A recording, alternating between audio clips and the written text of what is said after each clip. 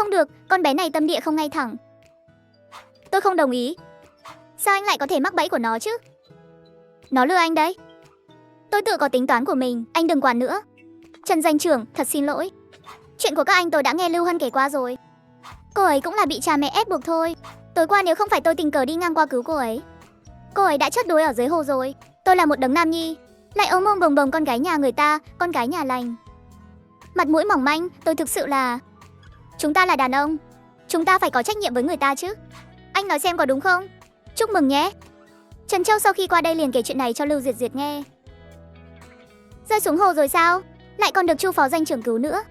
Thế thì đúng là trùng hợp thật đấy. Ai cũng hiểu chuyện này xảy ra như thế nào. Lẽ nào Chu phó doanh trưởng lại không hiểu sao? Một vị sĩ quan góa vợ khoảng 30 tuổi gặp được một cô gái trẻ 18 tuổi chưa chồng.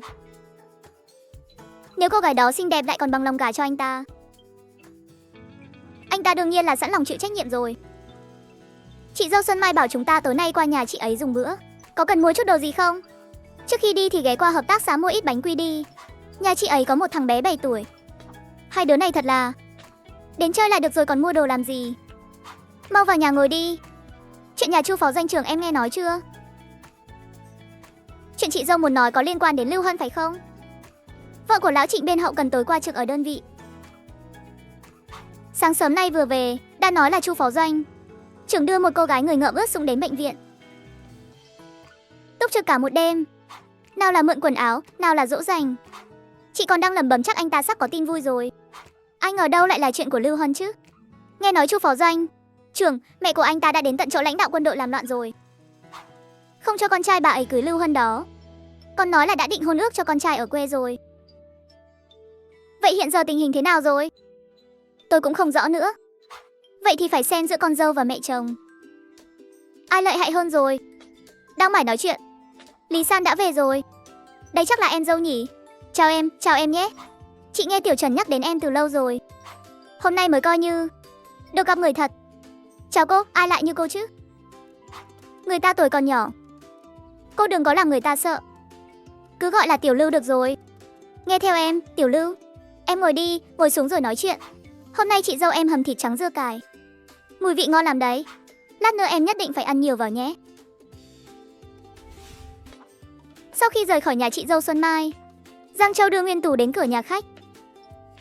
Mấy ngày tới chắc anh không có nhiều thời gian. Phải đợi đến khi đơn xin kết hôn được duyệt mới có 3 ngày nghỉ kết hôn. Phòng hậu cần, khi nào họ chuyển đồ đạc đến, anh sẽ nhờ người báo cho em. Trong nhà bài trí thế nào cứ để em quyết định. Đợi khi có kỳ nghỉ, anh sẽ đưa em vào thành phố một chuyến để mua hết những thứ cần mua. Vậy mai em sẽ đến cửa hàng dịch vụ mua ít hạt giống để gieo ít hạt rau. Giang Châu gật đầu. Có chuyện gì thì cứ đến doanh bộ tìm anh. Được, Nguyên Tú đi vào nhà khách. Phòng bên cạnh không có một tiếng động nào. Xem ra đại nương vẫn chưa về. Hy vọng đại nương có thể thắng. Tôi không hề muốn gặp bất kỳ ai của nhà họ Lưu. Tốt nhất là bọn họ mãi đừng xuất hiện trước mặt tôi. Lãnh đạo à, các anh tuyệt đối không được đồng ý đâu. Bây giờ đang đề xướng tự do hôn nhân. Chỉ cần thẩm tra lý lịch bên nữ đạt yêu cầu. Quân đội không có lý do gì để không cho người ta kết hôn. Tôi chỉ muốn cưới một người vợ trẻ đẹp. Nhưng tôi không muốn làm cho gia đình không yên ổn. Quan trọng là chuyện này còn ảnh hưởng đến hình ảnh của tôi trong mắt lãnh đạo. Lưu Hoan đang đứng ở cửa văn phòng. Trong ánh mắt nhìn mẹ của Chu Lỗi mang theo sự chán ghét sâu sắc. Đều tại bà già này gây chuyện. Chuyện hôn sự của mình với Chu Lỗi mới gặp nhiều trắc trở như vậy. Mình là một cô gái con nhà lành, gả cho một người đàn ông đời vợ hai lại còn có con riêng, cũng chẳng thấy thiệt thòi gì. Bà già này dựa vào cái gì mà ngồi đây khóc lóc làm người ta khó chịu chứ? Bác à, cháu biết. Vì hôm qua bác nghe thấy lời chị họ mắng cháu, nên bác mới có thành kiến với cháu. Thấy cháu là người không thành thật.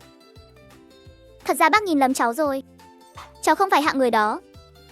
Cháu đến Quân Ngú cũng là vì bị ép buộc thôi.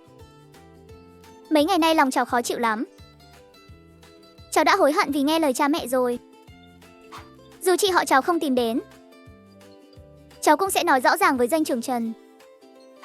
Mẹ chú ăn muối còn nhiều hơn cô ta ăn gạo. Sao có thể vì cái bộ dạng này của cô ta mà bị vài câu nói làm lung lay ý định được? Cô đừng có ở đây mà nói lời ngon tiếng ngọt. Đứa con dâu như cô, nhà họ Chu tôi không nuôi nổi. Mẹ à, mẹ im miệng đi cho con nhờ. Cháu là một cô gái truyền thống, Lớn ngần này rồi, đến tay của đồng chí Nam cháu còn chưa nắm.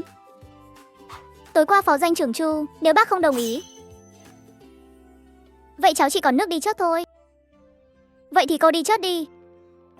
Tốt nhất là chốt ở đâu xa xa ấy. Không được nói lời như vậy. Chu Lỗi, tối qua con đã làm cái gì rồi?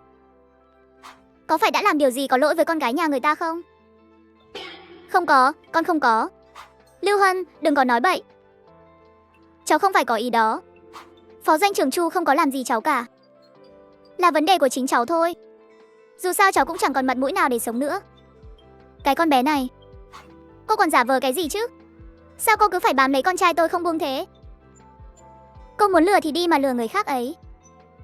Lãnh đạo, ngài không được nghe lời cô ta. Cô ta không dám chốt đâu. Cô ta chỉ dọa chúng ta thôi. Làm sao mà dám làm thật chứ? Báo cáo kết hôn của cậu tạm thời gác lại. Tự giải quyết ổn thỏa việc nhà rồi hãy tính sau. Náo loạn đến tận quân đội thế này là ra làm sao? Lưu Huân tức giận đến phát điên, lao thẳng về phía chiếc bàn gỗ lớn sau lưng Trần Châu. Trần Châu theo bản năng đưa tay ra kéo lại, ôm chặt Lưu Hân vào lòng. Cô làm cái gì vậy? Lãnh đạo, ông thấy chưa? Cô ta muốn hại thạch đầu nhà tôi mà. Cô ta đâu chỉ muốn hại thạch đầu nhà bà. Cô ta còn đang hại cả tôi nữa. Thôi được rồi, báo cáo kết hôn của hai người tôi sẽ phê chuẩn sớm nhất có thể. Mau đi đi. Lưu Hân thút thít khóc, nhưng trong lòng lại đắc ý vô cùng. Cha mẹ nói đúng, chiêu này của Nhiên hiệu nghiệm. Lãnh đạo, đại nương, mọi người phải nghĩ cho kỹ. Người ta, nếu cô gái đó vì con trai bà mà xảy ra chuyện gì, thì tương lai của cậu ta sẽ tiêu tan đấy. Hãy suy nghĩ kỹ đi. Một chàng trai nông thôn không có gia thế, có thể thăng lên chức phó doanh trưởng, cấp bậc đó không hề dễ dàng. Đừng vì chuyện này mà chôn vùi cả tương lai. Mẹ đừng nói nữa. Cứ để chúng con kết hôn đi. Tôi không quản nổi nữa rồi. Mua vé xe cho tôi. Ngày mai tôi sẽ đi. Khuôn mắt cho nhẹ lòng. Đứa em họ đó của cô đúng là không ra gì. Bà định cứ thế mà quay về sao? Không về thì làm được gì? Thạch đầu nhà tôi có nghe lời tôi đâu. Nếu không phải vì tương lai của thạch đầu nhà tôi, thì bà cũng nên ở lại thêm vài ngày mới đúng. Dù sao cũng nên dự xong đám cưới rồi hãy đi. Bây giờ cháu đang lo nẫu cả ruột. Cháu còn trẻ nên chẳng biết gì cả. Người yêu cháu lại bận rộn, không quán xuyến được việc nhà. Thế nên trong nhà cần mua gì, sắm sửa cái gì đều đến tay cháu. Chỉ sợ sơ sảnh lại tiêu tốn quá nhiều tiền, hoặc là bị người ta lừa. Còn cả chuyện đối nhân xử thế, qua các biếu xén. Giờ nghĩ lại, quán xuyến một gia đình đúng là không hề dễ dàng. Vẫn là cô gái này suy nghĩ chu đáo. Mẹ đã dọn dẹp xong chưa? Chúng ta đi thôi. Đi cái gì mà đi? Mẹ không đi nữa. Mẹ sẽ ở lại đây sống cùng các con. Sao mẹ cứ nghĩ gì làm đấy thế? Tiểu Hoa vẫn còn ở quê mà. Mẹ không về thì ai trông con bé? Bảo anh cả của con đưa con bé lên đây. Sau này mẹ sẽ ở đây trông con cho các con. Thấy con trai lộ vẻ khó xử, bà ấy liền trợn tròn mắt. Sao thế? Con không muốn à? Không phải đâu ạ. Chê mẹ và Tiểu Hoa phiền à? Con không có ý đó. Con chỉ sợ mọi người không quen thôi. Có gì mà không quen? Mẹ con cả đời này đã chịu quá nhiều khổ cực rồi. Từng này tuổi đầu rồi, chẳng lẽ không thể theo con hưởng phúc mấy năm sao? Mẹ thấy mấy đứa nhỏ trong đại viện này đều đi học ở nhà trẻ của quân đội. Nhìn lanh lợi thật, vừa biết hát vừa biết khiêu vũ. Đợi Tiểu Hoa đến cũng cho con bé vào nhà trẻ đó học, để Tiểu Hoa nhà ta cũng được làm đứa trẻ thành phố một lần. Mẹ đã nói đến mức này rồi, anh không thể phản đối thêm được nữa. Chị đành đồng ý để Vương Đại Nương ở lại. Đơn đăng ký kết hôn được thông qua rồi. Nếu em không có ý kiến gì, sáng mai chúng ta đi lấy giấy chứng nhận luôn. Sau đó vào thành phố mua những thứ cần dùng. Lưu Duyệt Duyệt nhìn tờ giấy giới thiệu trong tay, ngẩn người hồi lâu mà không phản ứng gì với Trần Châu. Em không hối hận đấy chứ? Nếu hối hận thì thôi vậy, mai anh mua vé tiền em về. Không, em không hối hận đâu. Vậy được, em cứ nghĩ kỹ xem cần mua những gì. Tốt nhất là liệt kê một danh sách, để tránh bị sót. Sau khi kỳ nghỉ kết hôn kết thúc, anh sẽ rất bận. Vào thành phố làm gì, đồ ở thành phố đắt đỏ lắm. Cái gì cũng tốn tiền. Chẳng lẽ không thể mua cho nó một bộ quần áo mới sao? Đến tiệm vải mua một sấp về tự may cho nó là được. Còn cả giày nữa chứ. Ít nhất cũng phải mua đôi giày da. Con ăn thịt mẹ luôn đi cho rồi. Còn giày da nữa, sao nó không lên trời luôn đi? Cái chân của nó quỷ báu đến thế sao? Giày vải không đi được đâu mẹ ơi. Ở quân đội mình có nhà ai cưới vợ mà lại đi mua giày vải cho vợ không? Để người ta nhìn thấy thì con mới là người mất mặt. Muốn mua cũng được thôi. Mai mẹ đi cùng với hai đứa, được chưa? Ngày hôm sau, hai người thuận lợi nhận giấy chứng nhận kết hôn. Sau đó liền đi mua sắm đồ dùng cho đám cưới. Lấy cho tôi một bộ vỏ chăn. Đó là vị hôn phu của cô phải không? Hai người sắp kết hôn rồi nhỉ? Vị hôn phu của cô trông thật phong độ. Người cũng hào phóng nữa. Bộ 4 món đắt tiền thế này mà nói mua là mua ngay. Vừa nãy cũng có một cặp đến mua vỏ chăn. Cô đồng chí đó cũng ưng bộ này lắm. Nhưng bà mẹ chồng của cô ấy khăng khăng không đồng ý. Người đàn ông đứng ở giữa, hòa giải mãi, cuối cùng qua bên cạnh cắt mấy thước vải không nói. Lại còn mang về tiệm thợ may để làm. Tôi cũng thấy đắt, nhưng người trả tiền là Trần Châu. Mua về cũng không phải một mình tôi dùng. Trần Châu có sự kỳ tính nhất định trong cuộc sống. Những thứ anh ấy chọn đều có giá cao hơn một chút. Chúc mừng nhé, đến cảm ơn. Đồ đạc trong danh sách đã mua đủ rồi. Nhưng Trần Châu lại đưa Lưu Diệt Diệt lên tầng 2. Đây là chiếc cuối cùng rồi đấy. Hàng nhập khẩu từ phía cảng thành về đấy. Trung tâm thương mại chúng tôi chỉ được phân phối 2 chiếc thôi. Nếu không phải vì giá cao thì đã hết sạch từ lâu rồi. Cái này đi, cái này đẹp này. Đồng chí à, vị hôn phu của cô tốt với cô thật đấy. Thật hào phóng, đến đúng là hào phóng thật. Nhưng sự hào phóng này ngược lại khiến trong lòng Lưu Diệt Diệt thầm lo lắng. Cảm thấy lo lắng một cách lạ lùng. Còn cần mua gì nữa không? Không cần mua gì nữa đâu nhỉ. Mua một chiếc đồng hồ đeo tay đi. Lưu Diệt Diệt đã gặp Lưu Hân tại quầy bán đồng hồ đeo tay. Trong tay con không có phiếu thì mua thế nào được. Hơn nữa, nếu để mẹ con về thấy, anh ấy chắc chắn lại sẽ giận cho xem. Anh chẳng mua cái gì cho em cả. Chúng ta kết hôn kiểu gì vậy chứ? Nói ra người ta sẽ cười nhạo chúng ta mất. Được rồi, mua cho em. Nhưng phải đợi anh kiếm được phiếu đã rồi mới mua cho em được. Lưu Hân vừa mới mỉm cười, ánh mắt liếc qua, liền nhìn thấy Lưu Diệt Diệt đang cùng Trần Châu đi về phía này. Chào cô, tôi muốn mua chiếc đồng hồ này. Danh trưởng Trần cũng đến sắm đồ cưới sao? Trần Châu gật đầu. Chiếc này thế nào? Nghe anh, vậy thì đeo vào đi. Đừng tháo ra nữa. Nếu ánh mắt của Lưu Hân có thể phun lửa, chắc là có thể thiêu chết cô ấy rồi. Chị à, sao mọi người mua nhiều đồ thế này? Nhìn qua là biết tốn không ít tiền rồi. Hồi trước chị mua cái dây buộc tóc còn keo kiệt bủn xỉn. Thật chẳng giống chị chút nào. Chị cũng không muốn mua nhiều thế này đâu, nhưng nhà chị không chịu cơ. Cứ nói như chiếc áo khoác này đi, một chiếc đã tốn 86 đồng rồi. Chị bảo mua cái khoảng 20-30 đồng là được rồi. Mặc cái gì mà chẳng là mặc. Thế mà nhà chị cứ nhất quyết đòi mua loại đắt nhất cho chị. Nói kết hôn là chuyện đại sự, không thể để chị phải chịu thiệt thòi. Lúc này Lưu Hân thật sự muốn bốc nắm đất nhét vào miệng Lưu Diệt Diệt. Còn có bộ chăn ga gối đệm này nữa. Chị bảo mua vải rồi ra tiệm may đặt làm là được rồi. Số tiền đó nếu mua vải đã có thể làm được mấy bộ ở tiệm may rồi. Anh ấy có nghe chị đâu. Cứ nhất quyết đòi mua, rồi cả đôi giày da này nữa. Chị còn chưa đi giày da bao giờ. Sợ đau chân, mua giày vải có phải tốt không? Vừa kinh tế vừa thực tế lại còn bền. Anh ấy thì hay rồi, không chỉ mua cho chị, mà còn mua loại da bò nữa. 35 đồng một đôi đấy. Nhìn tiền chi ra mà chị xót hết cả ruột. Còn cái đồng hồ này cũng đắt quá. Chị bảo không mua, anh ấy cứ phải kéo chị tới đây cho bằng được. Lại còn mua cái đắt thế này. Em xem đi, còn chưa thanh toán. Tiền thì anh ấy cũng đưa cho tôi mang theo rồi. Lưu Diệt Diệt đưa chiếc đồng hồ lên quơ trước mặt Lưu Hân. Tôi thật sự không làm sao cản được anh ấy, đành phải nghe theo anh ấy thôi. Ai bảo anh ấy là trụ cột gia đình cơ chứ. Còn dám gọi người nhà tôi nữa, thật không biết xấu hổ. Cũng không biết ngượng là gì. Đây mới đúng là người biết lo toan cuộc sống này. Cháu nên học hỏi chị họ của cháu đi. Cái gì không nên mua thì đừng có tiêu tiền bừa bãi. Chị ấy mua nhiều đồ như thế, toàn là đồ đắt tiền. Cháu mua đôi giày da mà bà toàn chọn loại rẻ nhất. Thế thì sao, không đi được à? Nếu không phải bà đi theo, em là cháu đã đem hết gia sản của Thạch Đầu nhà bà ra vết sạch rồi. Cháu nhìn chị họ cháu mà xem. Nhìn danh trưởng Trần mua đồ đắt tiền mà con bé còn biết đường khuyên ngăn kìa. Con cháu thì đôi mắt cứ dán chặt vào mấy cái quầy đó. Cái điệu bộ này của cháu thì chẳng giống người biết lo toan cuộc sống chút nào. Lưu Hân sắp tức chết rồi. Làm gì có chuyện cô phải học theo Lưu Diệt Diệt. Rõ ràng là Chu Lỗi nên học hỏi người ta là Trần Châu mới đúng. Sao cháu lại không giống người biết lo toan cuộc sống chứ? Người ta lấy vợ đều phải mua tam chuyển nhất hưởng làm sính lễ. Cháu kết hôn bà chẳng mua cho cháu cái gì cả. Nhưng người ta cũng đâu có mặt dày bám lấy như cháu. Lưu Hân tức đến mức đỏ cả vành mắt. Sẽ có một ngày mình sẽ đuổi mụ già chất tiệt này về quê. Sống thì phải biết tính toán chi ly như vợ của cậu ấy. Cậu là đàn ông chắc chắn không hiểu mấy chuyện này đâu. Bình thường ấy vẫn nên nghe lời vợ mình nhiều vào.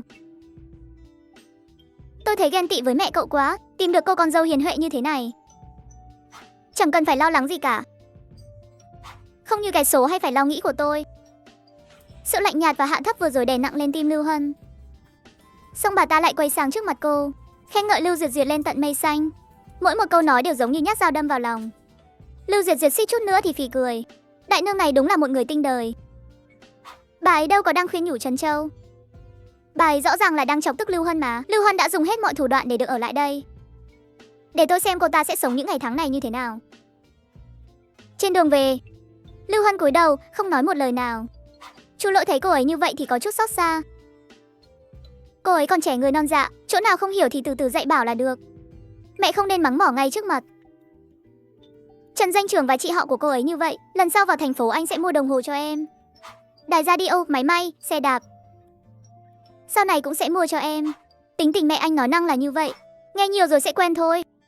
Bà ấy thật ra không có ý xấu đâu. Không cho tiêu xài lung tung cũng là vì tốt cho hai đứa mình thôi. Thật không? Đương nhiên là thật rồi. Anh việc gì phải lừa em. Vậy em cũng muốn mặc áo khoác dạ. Lưu Duyệt Duyệt có mà chỉ mình em là không có. Áo khoác dạ đắt lắm. Máy may, xe đạp mua về thì cả nhà đều dùng được. Áo khoác dạ đâu phải là nhu yếu phẩm thiết yếu. Bây giờ không thể mua được. Nếu để mẹ anh nhìn thấy, bà ấy chắc chắn sẽ làm khó em. Đợi bà ấy đi rồi anh sẽ mua cho em sau. Vậy bao giờ bà ấy mới đi? Thấy Chu Lỗi cau mày, cô ta vội vàng nói thêm. Em không phải là đuổi bà ấy đâu. Em chỉ hỏi thăm chút thôi. Chắc là đến Tết, bà ấy chắc chắn phải về quê ăn Tết rồi. Còn những mấy tháng nữa mới đến Tết cơ à. Nhưng nghĩ đến việc bà già đó cùng lắm là ở lại đến Tết. Đợi bà già đó đi rồi, mình chắc chắn muốn mua gì thì mua nấy. Sau này sẽ không còn ai có thể chỉ tay năm ngón với mình nữa. Trong lúc chờ xe đến, Trần Châu bàn bạc chuyện hôn lễ với Lưu Duyệt Duyệt. Chúng ta cứ làm theo số đông, tổ chức một buổi tiệc trà, mời mọi người đến nhà ngồi chơi chút, uống trà ăn kẹo mừng. Sau đó tìm lúc nào đó mời mấy người thân thiết như anh Lý đi dùng bữa. Em thấy thế nào? Nghe theo anh cả, dạo này dưới quê cũng hay làm đám tiệc.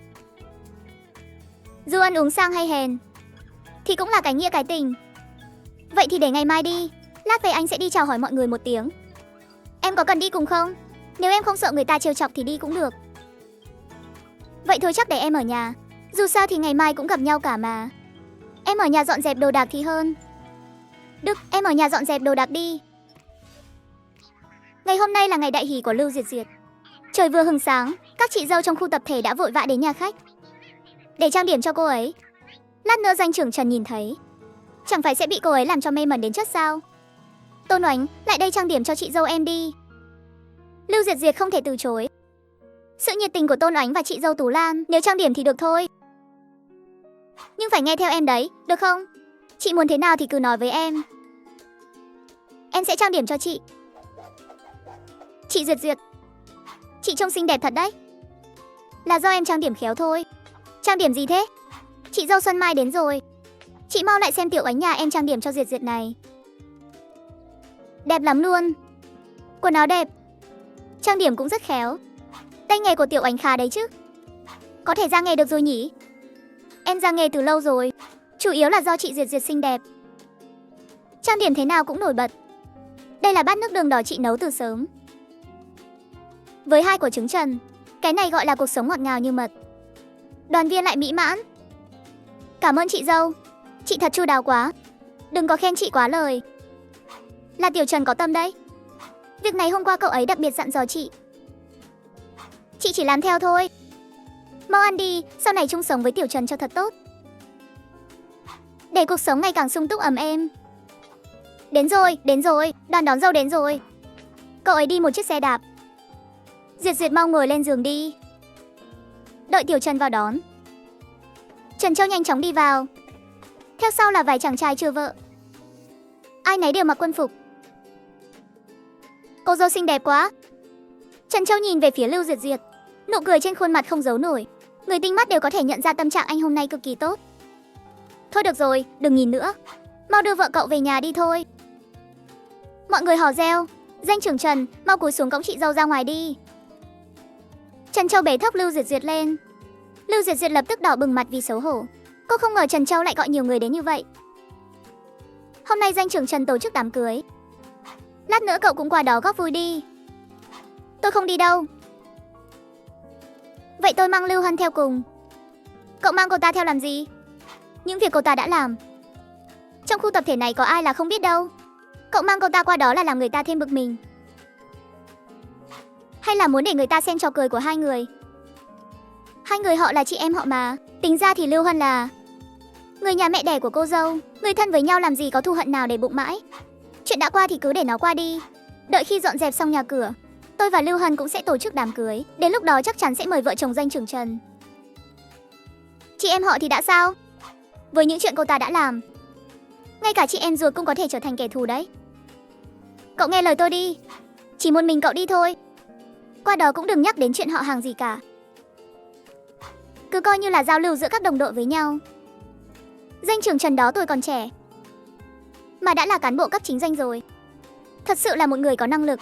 Cậu cứ giữ quan hệ tốt với anh ta là không sai đâu. Được rồi, vậy lát nữa tôi sẽ qua đó. Đừng có lát nữa, đi ngay bây giờ đi.